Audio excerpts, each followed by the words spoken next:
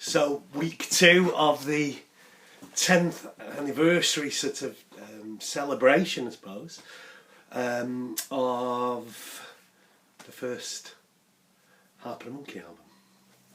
And so week 2, track 2. And this is quite an interesting song, really. So the Bride's Lament, you know, Better Life.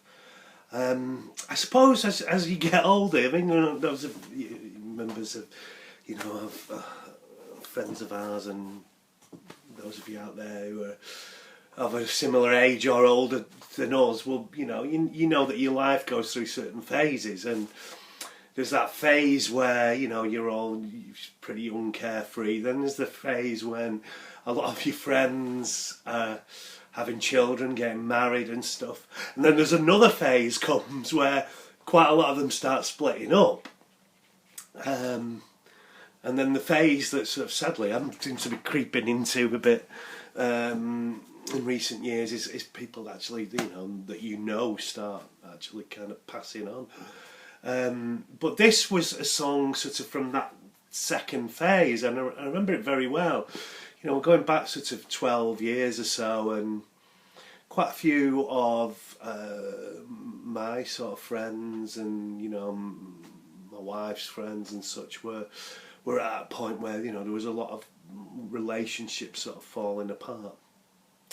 And this was an old tune, actually, from a previous project that had been piano led, but it had a kind of bit of a medieval melody feel to it.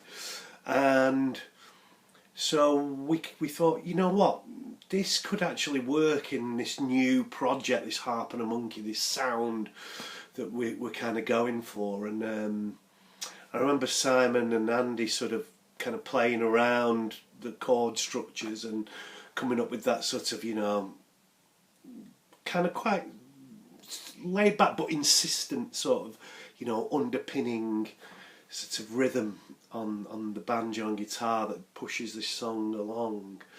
And then the song is, as you know, is self-explanatory in a way. It's about how, you know, men, this was a complaint, you know, from lots of the females who were involved in these sort of marital breakups, was that, you know, a lot of them, the men hadn't turned out to be the person that they thought they'd married, you know, that once they'd reached a certain point, that, you know, they realised that their partner was actually sort of far happier to be sat in front of the telly watching football or what have you, rather than kind of being the kind of go-getting out person that maybe they sort of thought they were, you know, originally kind of getting tying their lives to.